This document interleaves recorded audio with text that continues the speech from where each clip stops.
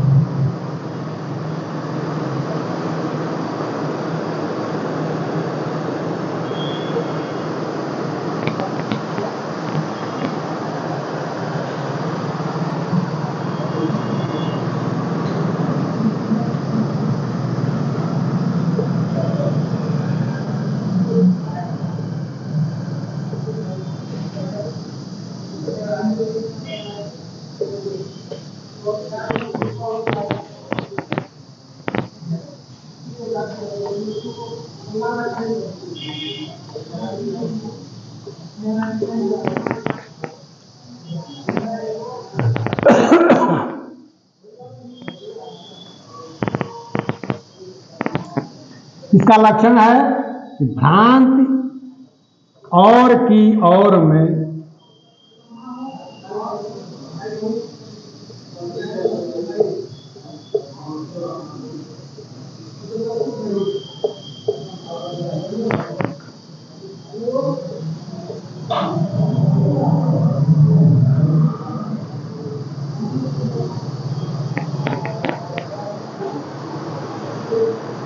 जब निश्चय करी हो,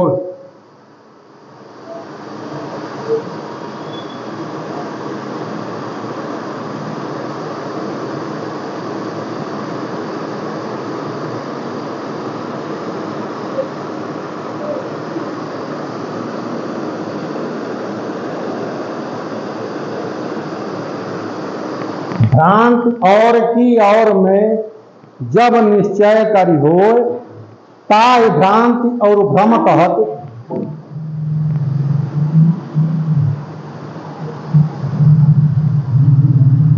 ताहि भ्रांति और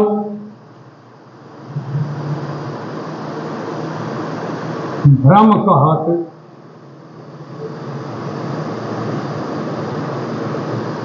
कवि कोविद सब कोई।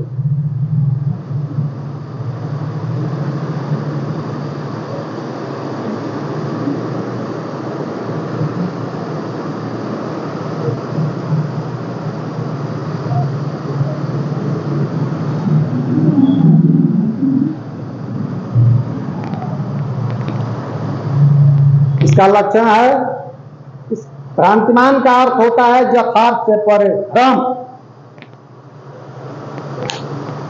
इसका लक्षण है भ्रांति और की और में जब निश्चय करी हो, ताहि भ्रांति और भ्रम कहत। कवि कोविद सब कोई। परिभाषा है इसकी,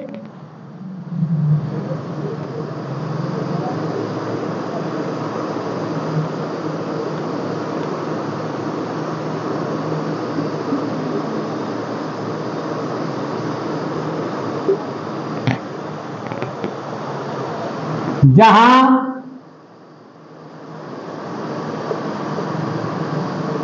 समानता के कारण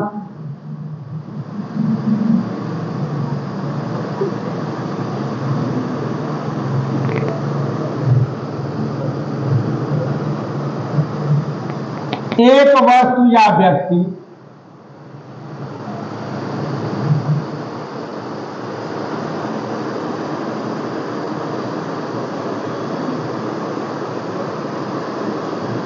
एक वस्तु या व्यक्ति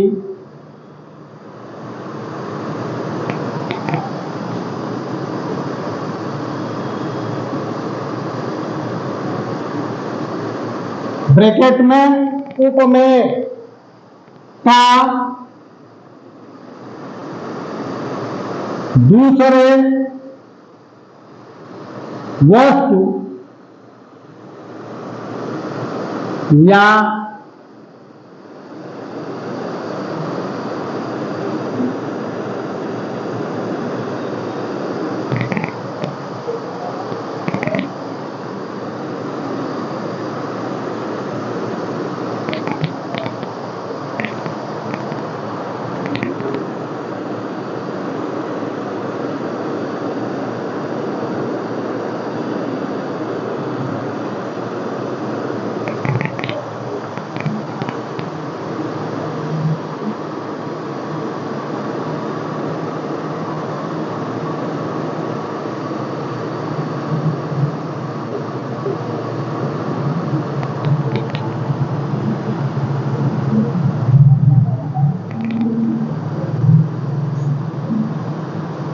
भ्रम हो जाता है, वह भ्रांतिमान अलंकार होता है।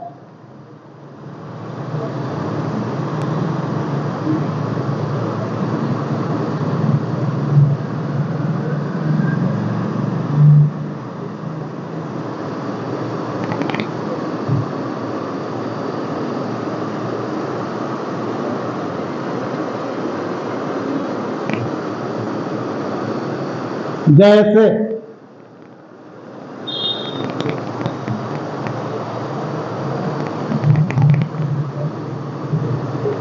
रेशम, मोती, दीप्ति, झलक,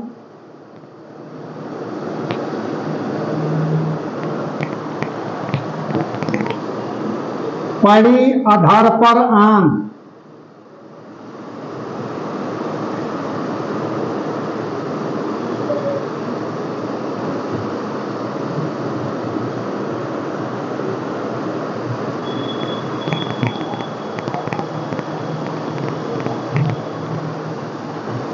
पट पोषक,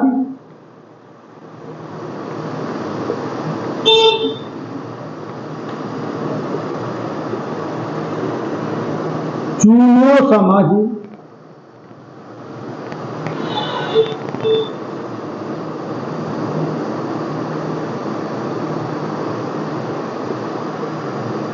नारी निपट अजान।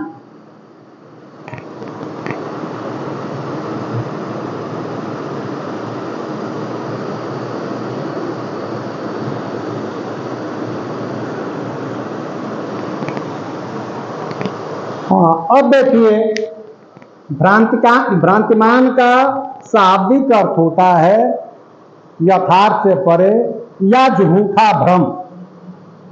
हम उदाहरण के लिए, अगर हम जा रहे हैं, रास्ते में कोई रस्सी गिरी है, अगर हमें भ्रम हो गया कि वो सर्प है, तो वहां भ्रांतिमान अलंकार होगा, क्योंकि यथार्थ से परे है। तो यथार्थ में वो रस्सी है, लेकिन हम उसको सर्प समझ लेते हैं। इसका लक्षण है कि भ्रांति और की और में जब निश्चय करी हो, ताई भ्रांति और भ्रम कहत कवि कोविद सब कोय। ताई भ्रांति और भ्रम कहत कवि कोविद सब कोय। कोविद का अर्थ होता है विद्वान, कवि का अर्थ होता है कवि, कविता की रचना करने वाला। जहां एक वस्तु या व्यक्ति की दूसरे व्यक्ति या वस्तु में होने का भ्रम हो जाता है, वह भ्रम निश्चितता का रूप लेता है कि निश्चित ही यह वस्तु है, यानी यथार्थ से परे। तब वहां पर भ्रांतिमान अलंकार कहते हैं। ऐसे भ्रम उत्पन्न होने की स्थिति में कवि और विद्वान सभी उसको भ्रांतिमान अलंकार कहते हैं। उदाहरण के लिए, बेसर मोती द्युत झलक, पड़ी अधर पर आन, पट पोछत चूनो समझ, नारी निपट अजान। अजान का अर्थ होता है अज्ञानी, अधर का अर्थ होता है नीचे वाला होठ, ऊपर वाला होठ नहीं होता है इसका। वो ऊपर वाले होठ को कहते हैं पुट, जिसका शाब्दिक अर्थ होता है ढक्कन। ऊपर वाला होठ मुंह का ढक्कन है, इसलिए उसे पुट कहते हैं। तो बेसर कहते हैं स्त्रियों के नाक में पहनने वाला आभूषण। हाँ, झुलनी कहते हैं उसको। तो उस झुलनी में लगा हुआ मोती पर जब सूर्य का प्रकाश आता है तो नीचे वाले होठ पर चमकता है। तो वह अज्ञान औरत जो है, अज्ञानी स्त्री उस प्रकाश को चूना समझ लेती है और बार बार ऐसे पोंछती रहती है। तो चूना रहेगा तब तो छूटेगा। तो इसको उस कांति, मोती के कांति का प्रकाश जो है चूना समझ में आ रहा है, झूठा भ्रम हो गया है। इसलिए इस दोहे में भ्रांतिमान अलंकार है।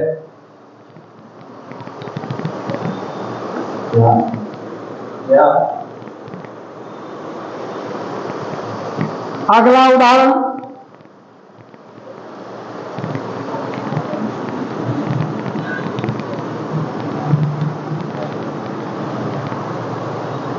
दूसरा उदाहरण है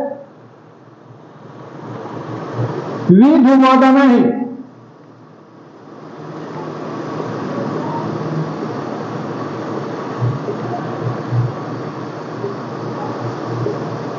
लख बाग में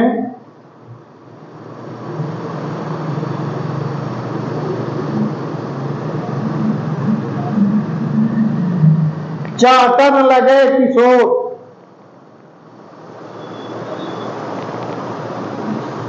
चाटन लगे चकोर।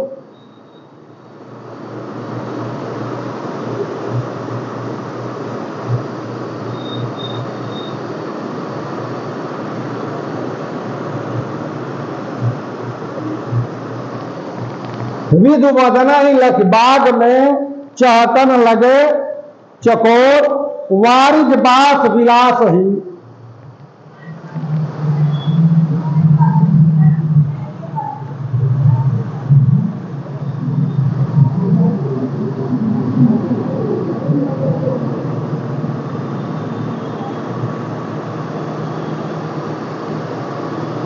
वारिज बास विलास ही,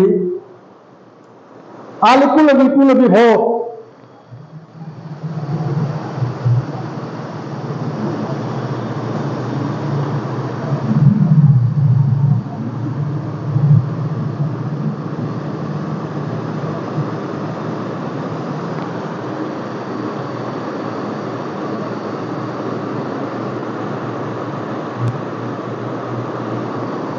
इस दोहे का अर्थ हुआ कि विधुमदनहि, विधु का अर्थ होता है चंद्रमा।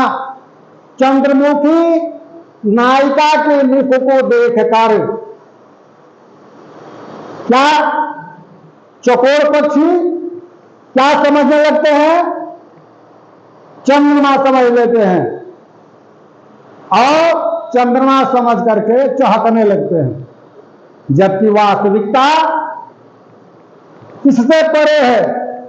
चंद्रमुखी चंद्रमा नहीं है, चंद्रमुखी स्त्री है।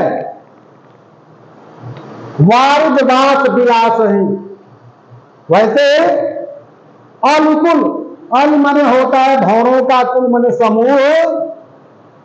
वारिज का अर्थ होता है कमल।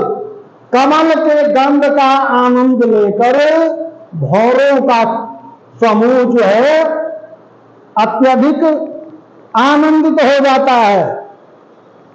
तो यहां जो है विधुमदनहि, विधुमदनहि में चंद्रमुखी को देख करके, चंद्रमुखी को देख करके चकोर पक्षियों का क्या भ्रम हो गया है? चंद्रमा का भ्रम हो गया है। जबकि वास्तविकता क्या है कि चंद्रमुखी चंद्रमा नहीं है। इसलिए यहां झूठा भ्रम होने के कारण भ्रांतिमान अलंकार है। अगला उदाहरण देखिए,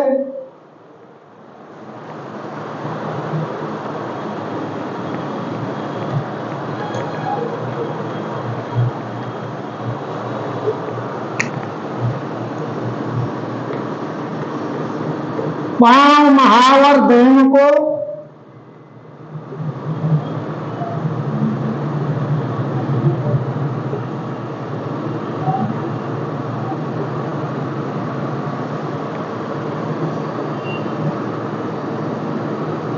नाइन बैठी आए।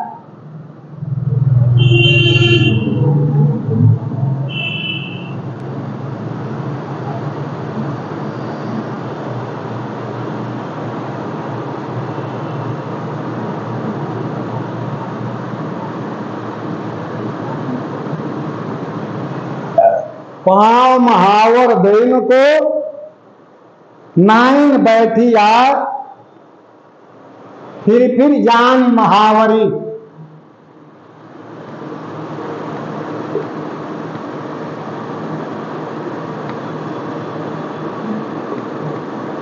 फिर जान महावरी,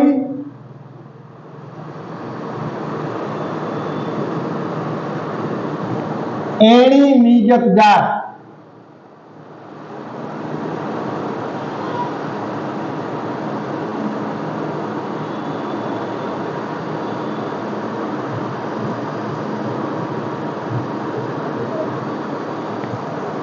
अब देखिए, यहां नायिका के पैरों में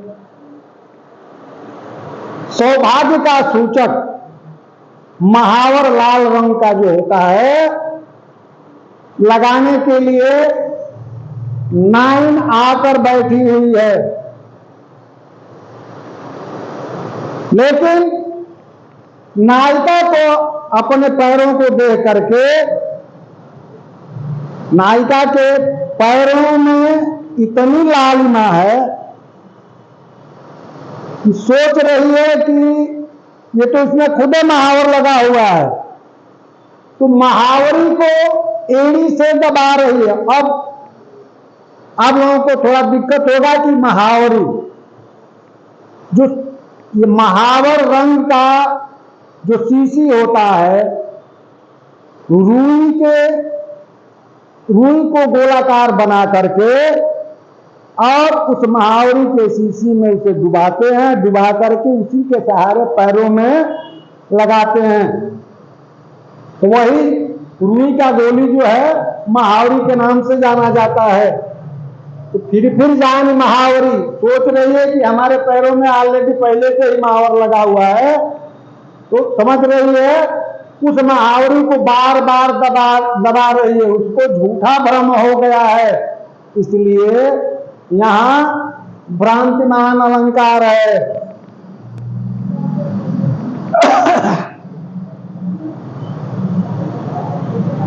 अगला उदाहरण है,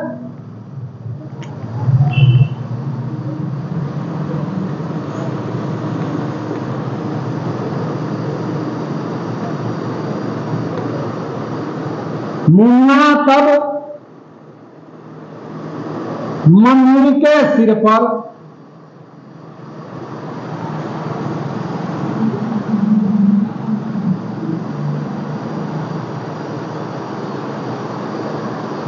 मुन्ना तब मम्मी के सिर पर देख देख दो चोटी।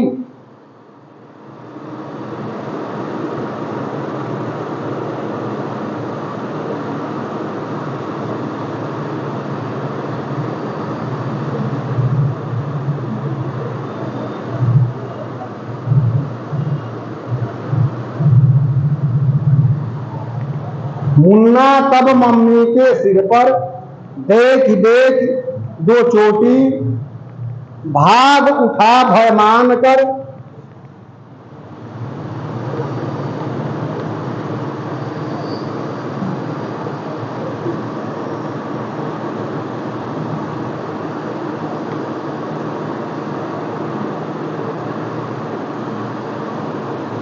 भाग उठा भयमान कर, सिर पर सांपिन लोटी।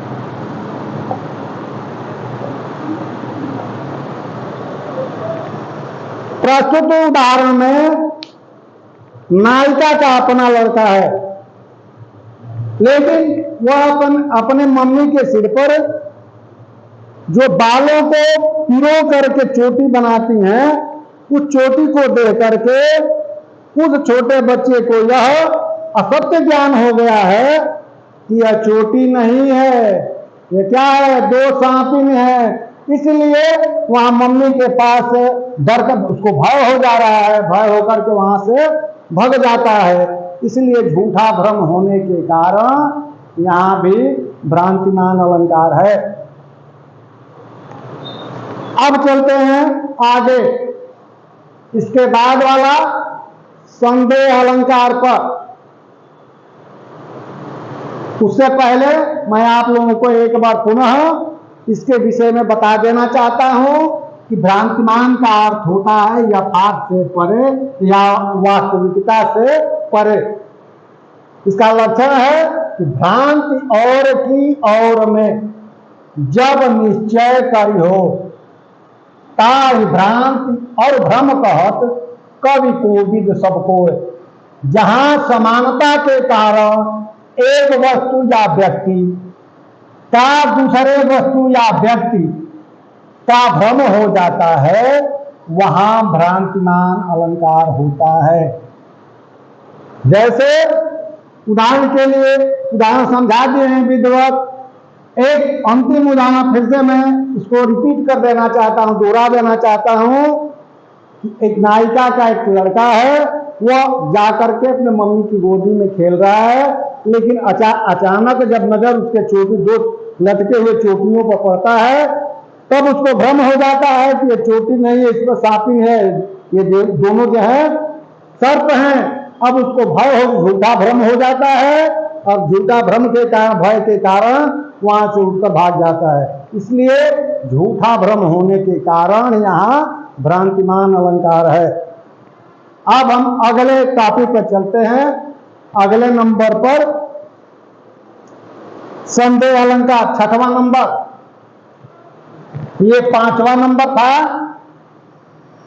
और इसके बाद हम चलते हैं छठवें नंबर पर।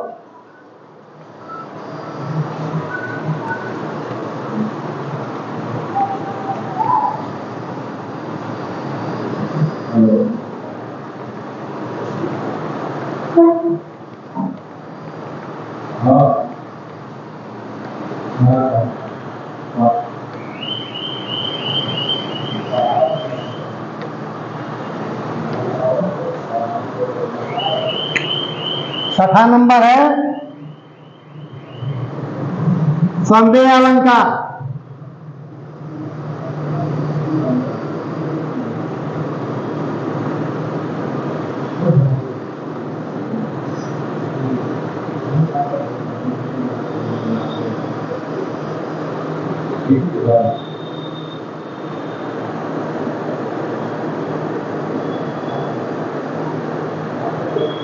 इसका अर्थ होता है, संदेह का अर्थ होता है अनिश्चितता।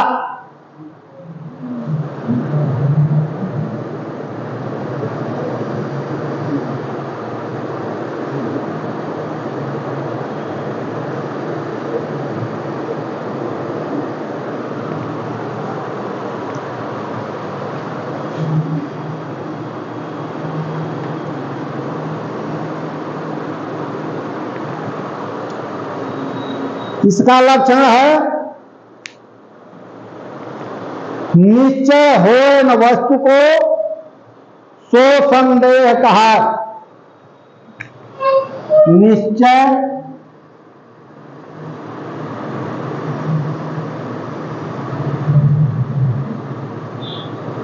हो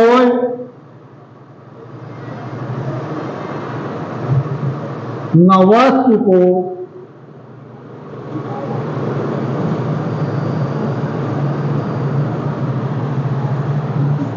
सो संदेह कहा।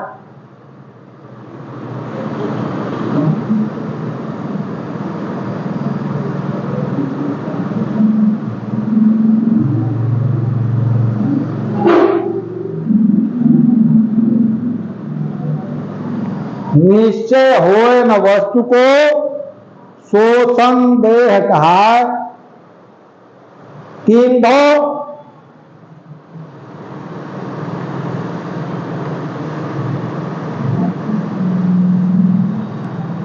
यही धो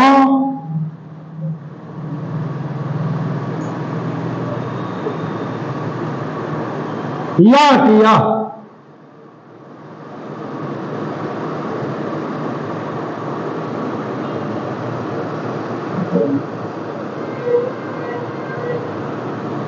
किंधो यही धो यह की विधि शब्द बताए।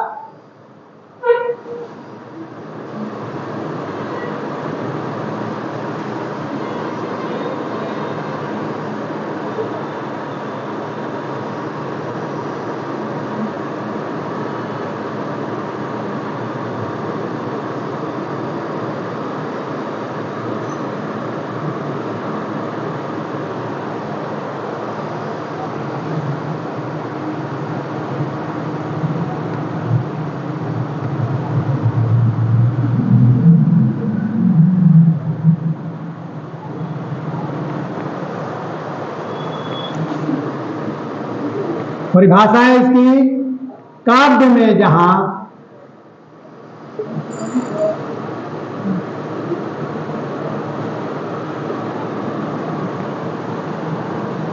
समानता के कारण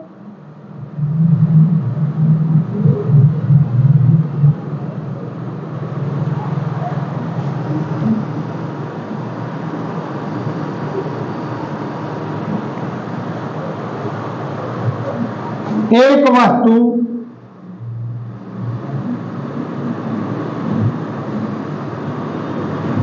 व्यक्ति में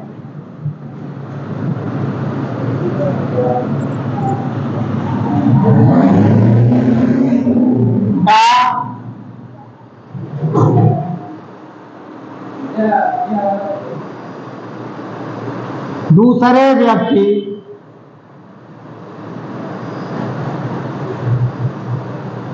दूसरे वस्तु या व्यक्ति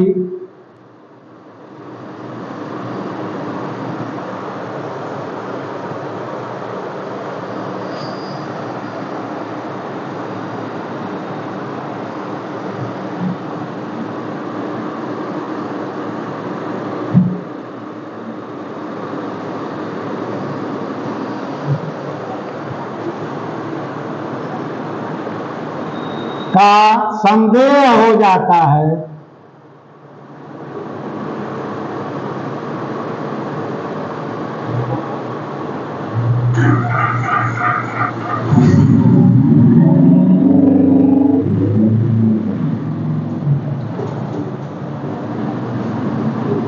वहां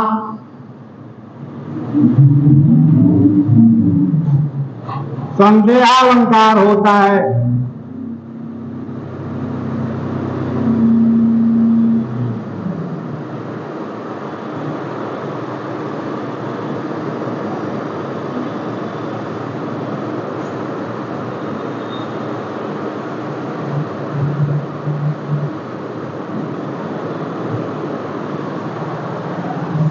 जैसे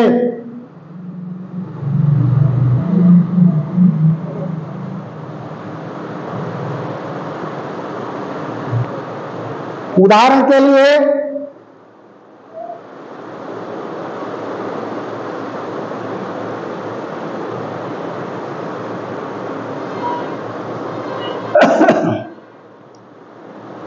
कांडोग्यों में वीथिका भरे हैं धूप भूर धूम के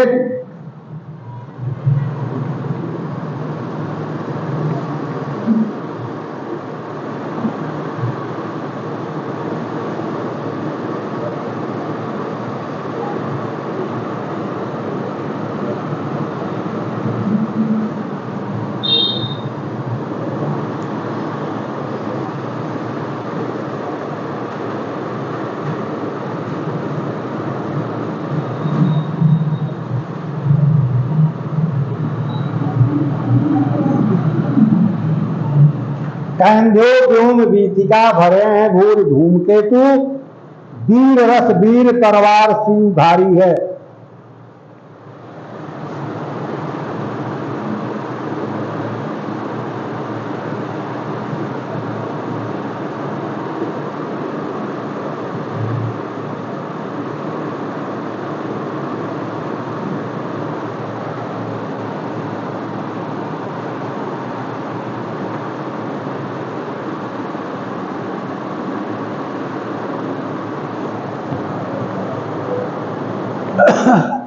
तुलसी सुरेश चाप कैंधो दामिनी कलाप, तुलसी सुरेश चाप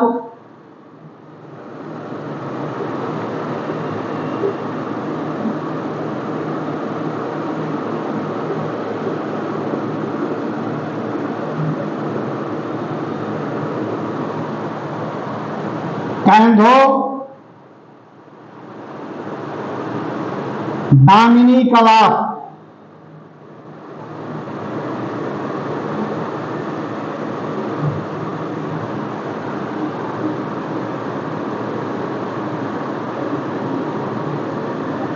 तुलसी सुरेश चाप कैंधो दामिनी कलाप, कैंधो चली मेरी ते,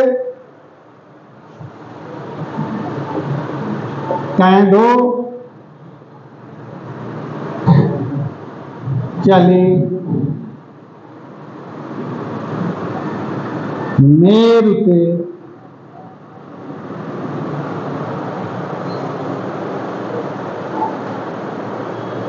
कैंध्यो चली मेरी पे किसान सरी भारी है।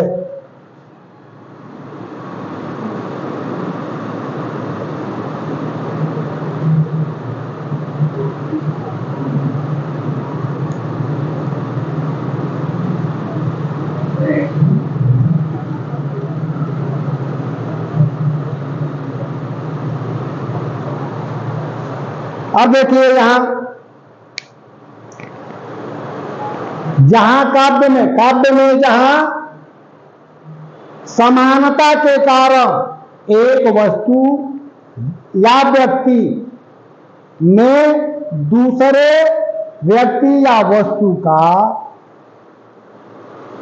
संदेह उत्पन्न होने लगता है, वहां संदेहालंकार होता है। उदाहरण के लिए कैंधो व्योम वीथिका भरे हैं भूर धूमकेतु, कैंधो वीर रस वीर तरवार शिवधारी है। तुलसी सुरेश चाप कैंधो दामिनी कलाप, कैंधो चली मेरी ते किसान सर भारी है। कैंधो चली मेरी ते किसान सर भारी है। यह उपरोक्त छंद में लंका दहन के वर्णन में हनुमान जी की जलती हुई पूंछ को देकर लंकावासियों के मन में यह संदेह पैदा हो रहा है कि क्या आकाश मार्ग में, पूरा आकाश मार्ग में जो ये अग्नि प्रज्वलित है, जिस रास्ते से हनुमान जी जा रहे हैं वो अग्नि प्रज्वलित है या सभी धूमकेतु से परिपूर्ण हुए हैं, अथवा वीर पुरुष ने वीर पुरुष रूपी तलवार निकाल ली है, या इंद्रधनुष अथवा बिजली की कड़क है, या सुमेर पर्वत से अग्नि की सरिता बह चली है।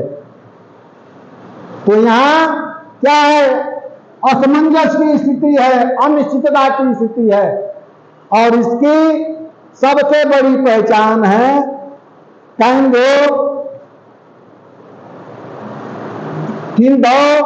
यही दो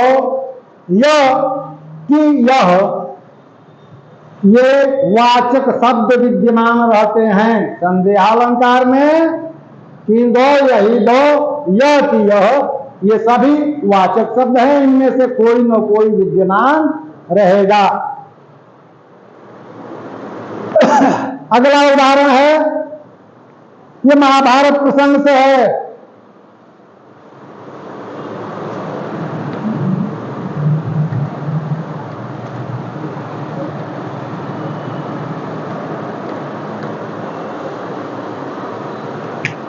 सारी बीच नारी है,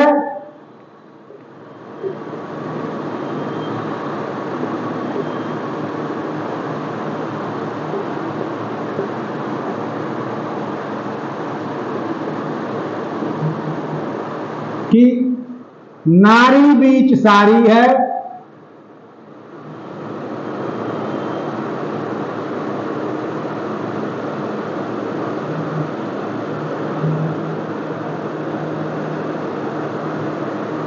कि सारी ही की नारी है,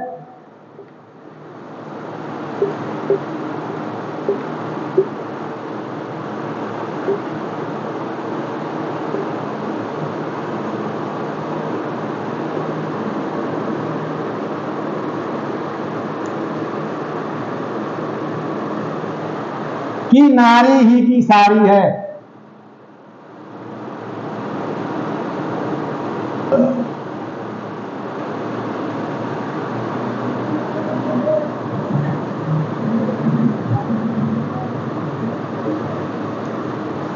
यह प्रसंग उस समय का है कि जब पांडव अपना संपूर्ण राजपाट द्यूत क्रीड़ा में दुर्योधन के या कौरवों के हाथों हार चुके हैं, और तदुपरांत दुर्योधन के आदेशानुसार दुशासन द्रौपदी का चीर हरण किया जा रहा है। चीर हरण करते करते वह थक जाता है, लेकिन द्रौपदी के वस्त्र का अंत नहीं होता है, तो उसको संशय हो रहा है। संशय क्या हो रहा है कि साड़ी के बीच में वह द्रौपदी स्त्री है, या द्रौपदी के बीच में ही वह साड़ी है, अथवा यह स्त्री साड़ी की ही बनी हुई है कि उस द्रौपदी ही जो है साड़ी है। इस प्रकार से संशय होने के कारण यहां पर संदेहालंकार है। अगला उदाहरण देखना चाहें आप तो देख सकते हैं।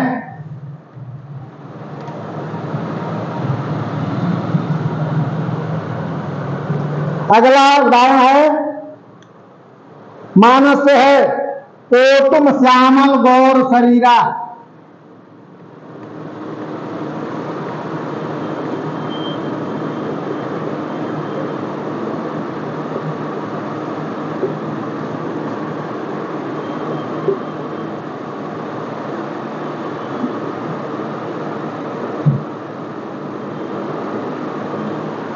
तो तुम श्यामल गौर शरीरा, छत्री रूप फिरहुवन वीरा।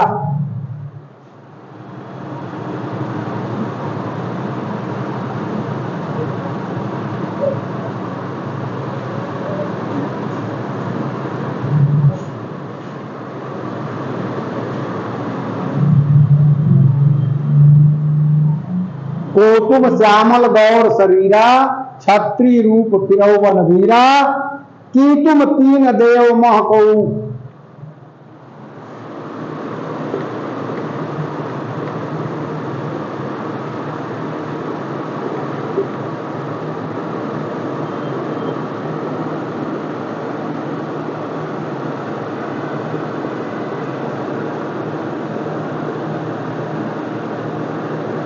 कि तुम तीन देव महकऊ,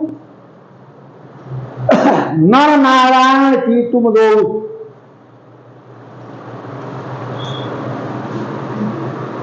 नर नारायण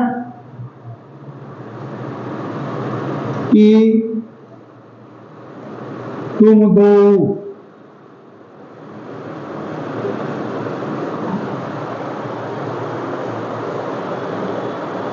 यहां जो है इस छंद में राम और लक्ष्मण के विषय में निश्चित ज्ञान न होने के कारण प्रश्नकर्ता पूछता है, क्या पूछता है कि ऐ राहे,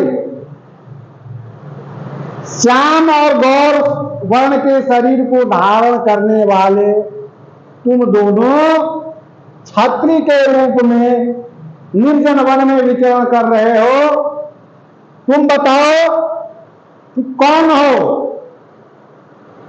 या तो तुम तीनों देवताओं में से कोई एक हो, ब्रह्मा विष्णु महेश, या नर और नारायण के रूप में तुम दोनों विद्यमान हो वन में। तो यहां संशय बना हुआ है कि क्षत्रिय के रूप में वन में विचरण करने वाले वीर हो, अथवा ब्रह्मा विष्णु महेश त्रिदेव के रूप में से कोई दो हो तुम लोग, अथवा एक नर और दूसरा नारायण के रूप में तुम लोग हो। ये बताओ कि तुम लोग कौन हो? यहां भी संदेह होने के कारण, संशय होने के कारण संदेहालंकार है। और उदाहरण चाहिए तो एक और उदाहरण दे रहा हूं।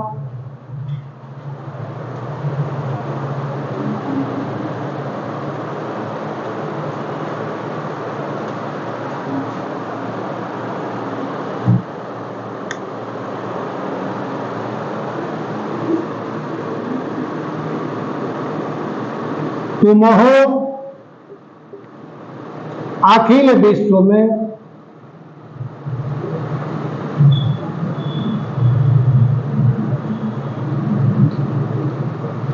तुम हो अखिल विश्व में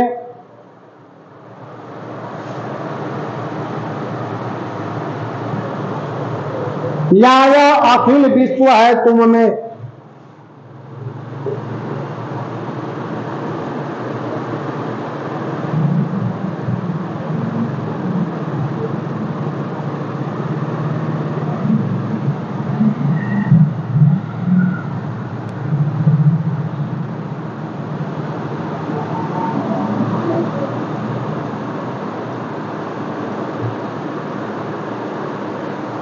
या अखिल विश्व है तुम में, अथवा अखिल विश्व तुम एक।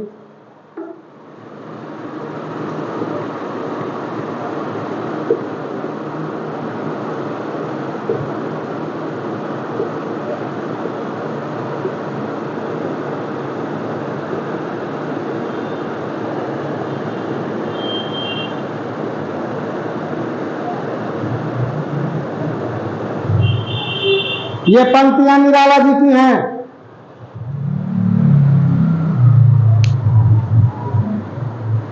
निराला जी को भी संदेह व्याप्त है, चूंकि निराला जी छायावादी कवि हैं और छायावादी युग के कवि आस्तिक नहीं होते, ईश्वर और धर्म में उनका विश्वास कम होता है। इसलिए पूछ रहे हैं कि तुम हो अखिल विश्व में, क्या है विश्व? तुम इस संपूर्ण संसार में व्याप्त हो, या अखिल विश्व है तुम में, या संपूर्ण संसार तुम्हारे अंदर ही वास करता है, अथवा इस संपूर्ण विश्व और तुम अकेले, इस सब दोनों एक ही है क्या? इस प्रकार यह संदेह है कि इसके सापेक्ष में मानस में भी आया है प्रसंग कि तुलसीदास कौशल्या जी भी अचंभित हो गई हैं। यहां वहां दुई बालक देखा, मत भ्रम मोर ज्ञान विशेखा। मैं जिधर जाती हूं तो राम तुमको देखती हूं, मेरी मति जो है मारी गई है या कोई दूसरी विशेषता है। वैसे ही यह प्रश्न करते हैं, इनको संशय होता है कि संपूर्ण विश्व में तुम हो, विद्यमान हो, या संपूर्ण विश्व ही तुम में विद्यमान है, या संपूर्ण विश्व और तुम एक ही हो। इस प्रकार से यहाँ संशय होने के कारण संदेहालंकार है। और हमारे समझ से पर्याप्त उदाहरण आप लोगों को दे दिया गया है। आशा ही नहीं, पूर्ण विश्वास है कि आप लोग को समझ गए होंगे। और चलते चलते मैं एक बात और कहना चाहता हूं कि वीडियो देखने के साथ साथ सब्सक्राइब करना और लाइक करना न भूलिएगा। धन्यवाद।